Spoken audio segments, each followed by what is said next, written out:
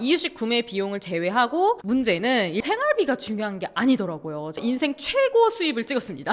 연봉으로 치면 안녕하세요. 호호양입니다. 저는 결혼하고 6년 차에 아기를 임신하게 되었는데요. 이제 출산까지 했죠. 지금 돌이에요. 제가 유튜브 할 때도 결혼 6년 차인데도 불구하고 아이가 없다 보니까 다른 분들이 다 저를 딩크족으로 생각하시는 경우가 많았어요. 그런데 사실 저는 딩크족까지는 아니었습니다. 사실 꼭 낳지 말아야 되겠다 이 정도까지는 아니었지만 아기를 임신하면 시간적으로 금전적으로 좀 손해보는 게 있다고 생각이 들어서 어느 정도 안정적으로 자리를 잡은 다음에 아기를 가졌으면 좋겠다라는 생각을 하긴 했어요. 그런데 제 스스로 안정적으로 생각한 건 아니지만 이제 나이가 있다 보니까 지금 안 가지면 안 되겠다. 그래가지고 이제 재작년에 아기를 임신하게 되었습니다. 저도 임신 출산 전에는 솔직히 이제 아기를 출산하고 나서 돈이 들어가는 거에 대한 부담이 굉장히 큰 편이었어요. 아시겠지만 이제 재테크에 관심이 많다 보니까 아기를 출산하면 돈을 못 모은다라는 이야기를 저도 너무 많이 들어가지고 진짜로 아기를 출산해도 될까, 이제 아기를 가져도 될까, 3인 가족이 돼도 될까 이런 고민을 좀 많이 했었거든요. 그랬던 제가 이제 출산한 지 1년이 되었고 돌 아기를 키우면서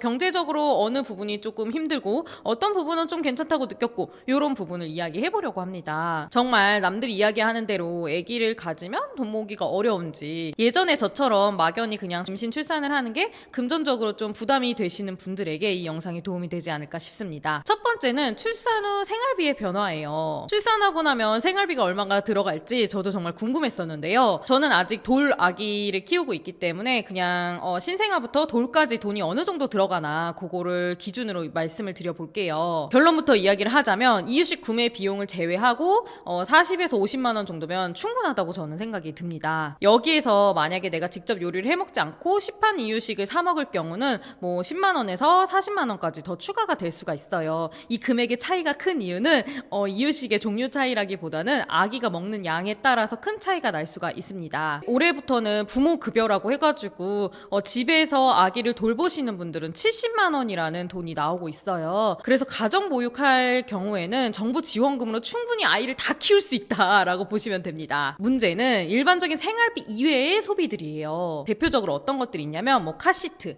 그리고 아이 놀이 매트, 유모차, 아기 의자, 범퍼 침대 이런 것들이 있습니다. 이런 것들은 적어도 중고로 사지 않는 이상은 10만 원 이상 돈 다들 대부분 하기 때문에 이런 비용을 어떻게 충당하느냐가 이제 이 육아비의 중요한 포인트라고 하실 수가 있어요. 이런 육아용품 구입 비용을 줄이기 위해서는 중고 거래를 활용하는 게 가장 좋긴 좋습니다. 그런데 안타깝게도 제가 중고 거래를 별로 좋아하지 않아요. 재테크 유튜버인데 절약도 좋아하긴 하지만 아이가 아무래도 입속으로 들어가는 것들은 중고로 사기가 저는 조금 그렇더라고요. 그래가지고 대부분 방금 말씀드린 것들을 새 제품으로 구매를 했고 좀 고액인 것들 선물 받은 것도 있고 이렇게 되어 있어요. 그럼에도 이제 제가 개인적으로 들어간 돈은 100만 원도 안 됩니다. 왜 그러냐면 정부 지원금 때문이에요. 천만남 지원금이라는 게 나오거든요. 그게 200만 원이에요. 그것들로 대부분 다 이런 고액의 물건들을 다 샀습니다. 그리고 또 경기도는 산후조리원비라고 해가지고 50만 원이 나오거든요. 그 50만 원으로 저는 카시트를 50만 원짜리 딱 샀어요. 이런 식으로 정부 지원금을 알차게 이용하시면은 이 모든 것들을 새 제품으로 구매하실 수도 있습니다. 그런데 진짜 요즘 중고 플랫폼이 너무 잘 돼 있잖아요. 당근 있잖아요, 당근. 그 당근 하시면은 이 모든 것들을 다 사도 진짜 좋은 거 스토키로 다 사고 매트도 비싼 거 제일 비싼 거 사고 해가지고 해도 제 생각에 100만 원 이하로 충분히 가능하지 않을까라는 생각이 듭니다. 그러니까 정리해보자면 생활비는 한 달에 30에서 50만 원, 40에서 50만 원까지 들고 그다음 그 외에 지출이 이제 많으면 500만 원까지도 들 수 있고 유모차 제일 좋은 거 디럭스 이런 거 사면요. 근데 그냥 내가 절약해가지고 어느 정도 사면 저는 한 300만 원 이하로 그리고 정부 지원금 200만 원 껴서 제 돈은 한 100만 원 정도 들어가고 해결을 했다라고 보시면 됩니다. 그런데 여기서 생활비가 중요한 게 아니더라고요. 제가 아이를 출산해 보니까 진짜 중요한 포인트가 있었어요. 그게 바로 뭐냐면 경력 단절이에요. 저도 어쩔 수 없이 유튜브를 2년 동안 쉬었잖아요. 그 사이사이에 한두 개 영상을 올리긴 했지만 아기를 키우면서 집에서 유튜브를 찍는 게 정말 쉽지가 않더라고요. 그래서 지금도 사실은 여기 처음으로 제가 렌탈 스튜디오를 했습니다. 그나마 저는 온라인을 통해서 일을 하고 있는 사람이기 때문에 집에서도 어느 정도 틈나는 시간에 일을 할 수 있었지만 직장인이신 분들은 정말 쉽지 않을 것 같아요. 무조건 육아휴직을 해야 되고 육아휴직을 하고 나서 복직을 해야 될 때 어린이집이 자리가 나지 않아서 복직을 미루는 여성분들도 굉장히 많습니다. 그렇게 밀리다 보면은 그냥 결국에는 둘째를 갖고 나면 결국에 회사를 아예 그만두게 되는 상황이 올 수가 있어요. 그래서 아기를 출산할 때 저는 생활비보다는 육아를 누가 도와줄 사람이 있는가가 정말 중요한 포인트라는 생각이 들었습니다. 심지어 저는 이제 일을 하고 싶어가지고 시터 이모님을 정말 열심히 구했는데요. 제가 한 3개월부터 계속 구하기 시작했는데 저랑 계속 합이 안 맞는 분들이 너무 많았고, 그리고 좀 상처받는 일도 있었고 남편 부르고 울기도 하고, 그리고 시터 이모님을 구한다고 해도, 아니면 입주 이모님을 구한다고 해도 그 비용이 어마어마하기 때문에 결국에는 맞벌이 부부 중에 한 명의 월급은 모두 다 시터비로 나가야 된다라고 보시면 됩니다. 시터비 같은 경우는 파트타임으로 구했을 때 10,000원에서 15,000원 정도예요, 시급이. 이런 부분을 총 통틀어서 육아비나 뭐 교육비 이렇게 생각할 수가 있을 것 같아요. 지금 어릴 때는 뭐 시터 이모님 비용이 들어간다고 하면 이제 유치원 가기 시작하면은 교육비가 많이 들어가게 되겠죠. 그래서 제 인스타 댓글 보면은 아이가 둘이신 분들은 뭐 교육비가 무조건 200만 원 나간다 뭐 이렇게 이야기하시고, 제 생각에도 한 명 아이를 키울 때 중학생 정도 되면 한 사람당 100만 원 이상은 들어간다고 저는 생각이 듭니다. 그러니까 그런 부분을 미리미리 대비하는 게 좋겠죠. 지금까지는 육아비가 좀 들어가는 부분, 또 어떻게 보면 시터 이모님 비용이나 이런 부분에서 부담이 되는 부분을 이야기했다면, 이번에는 그럼에도 불구하고 긍정적인 면, 아기를 낳고 나서 긍정적인 면에 대해서 이야기를 해보려고 해요. 이거는 저의 개인적인 이야기이기도 하지만 저 이외에도 다른 분들도 비슷한 경험을 하신 분들이 꽤 있더라고요. 그래서 한번 용기 내서 공유를 해보려고 합니다. 결론부터 이야기하자면, 저는 작년에 남편이랑 저랑 총 통틀어서 인생 최고 수입을 찍었습니다. 제 수입만 보면 남편의 수입을 처음으로 넘어섰고요.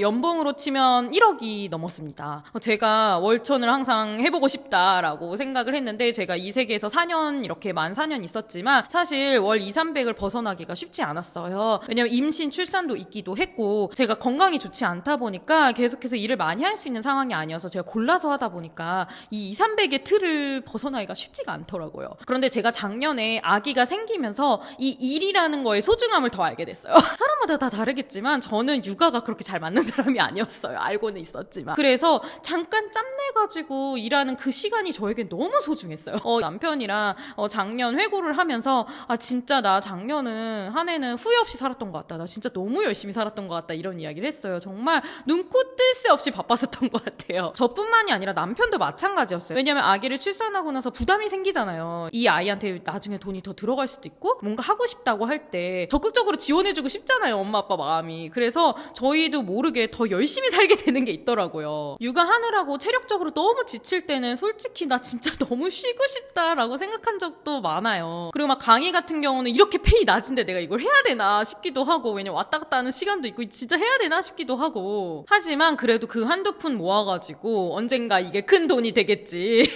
내가 내 아이를 위해서 일을 해야지 라는 생각을 하면서 정말 열심히 일했던 한 해였던 것 같습니다. 정리를 하자면 육아 비용은 한 달에 30에서 50만 원 들고, 그 외의 비용도 나름대로 꽤 큰 금액이 들긴 하지만 저희 부부가 책임질 아이가 생긴 만큼 더 일에 애정이 생겼다는 거예요. 이 일이 가끔은 육아가 힘들 때 도피처가 되기도 하고 예전보다는 조금 더 멀리 보면서 커리어를 쌓아가게 되더라고요. 그래서 제가 나는 절대 사업은 안 할 거야 라고 하던 사람인데, 작년 하반기부터는 진짜 본격적으로 사업을 해봐야 되겠다라고 해가지고 호호양 가계부를 블로그에서 자잘하게 팔고 있었던 거를 사업으로 일으키면서 스마트 스토어를 오픈을 했었던 겁니다. 그리고 또 한 가지 말씀드리고 싶은 것은, 아기를 임신하고 출산하면서 필연적으로 줄어드는 소비들도 있어요. 뭐 예를 들면 해외여행을 갈 수가 없고요. 우선 쉽지가 않고요. 그리고 또 뭐 배달은 늘어날 수가 있지만 외식 같은 경우는 쉽지 않은 편입니다. 아기를 데리고 외식하러 다니는 게 정말 정말 하드코어예요. 그래서 1년 동안은 거의 밖에 나가서 먹는 거는 거의 없었던 것 같아요. 그래서 저처럼